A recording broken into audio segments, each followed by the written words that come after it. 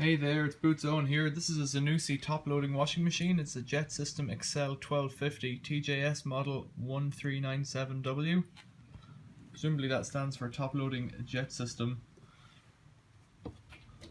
That's the inside of it there.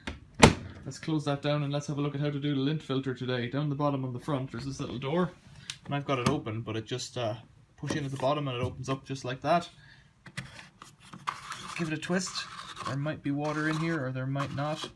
I've got a bowl down. This one rides nice and high, so you can get a bowl or something under it. If you've got a filter for a washing machine that is a bit lower down, you just need to put a blanket or something down. Now let's have a look. Oh, we're getting some money out of this one. So it is drained. Actually, yeah, there's no water in it and it looks clean enough. That's all there is in it there. Let's count that out. But anyways, you unscrew it to open it, take it out, clean it out. If it was full of stuff, you'd give it a good rinse or good wipe with a brush under the tap.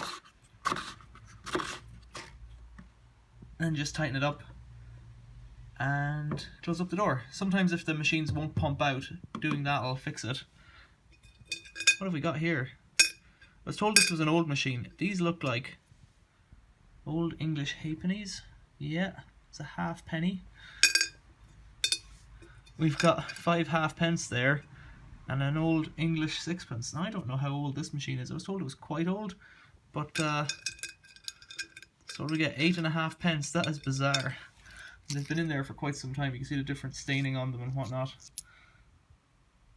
Wow, that's it's not a particularly old machine, I don't think, but I guess it could be. It's a 1250 spin, I presume. Yeah, spins, you can't see that. Spin goes up to 1250 there, from 500, and you click it through, so it is an old-timey electromechanical model. I wonder if anybody knows what year this is, this jet system, this Zanussi.